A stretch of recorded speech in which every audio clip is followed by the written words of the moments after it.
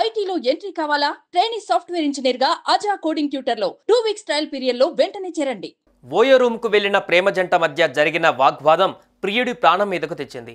ఏకంగా ప్రియురాలి చున్నితోనే ప్రియుడు ఫ్యాన్కు ఉరివేసుకొని ఆత్మహత్యకు యత్నించాడు.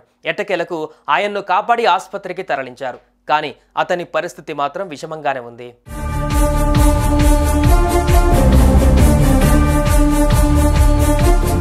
హైదరాబాద్ బోరబండకు చెందిన 29 ఏళ్ల ఓంకార్కు జనగాంకు చెందిన ఓ యువతితో పరిచయం ఏర్పడింది.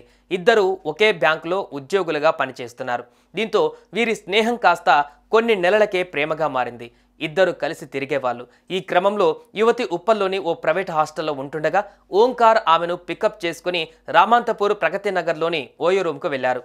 అక్కడ ఈ ప్రేమ జంట రూమ్ తీసుకున్నారు.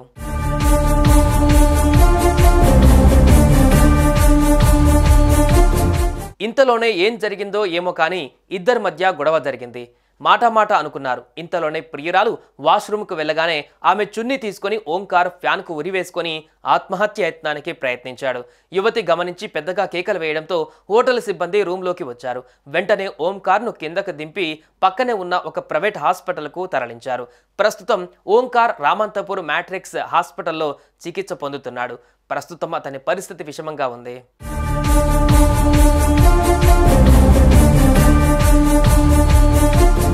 ఇక కేసు నమోదు చేసుకున్న పోలీసులు దర్యాప్తు చేపట్టారు.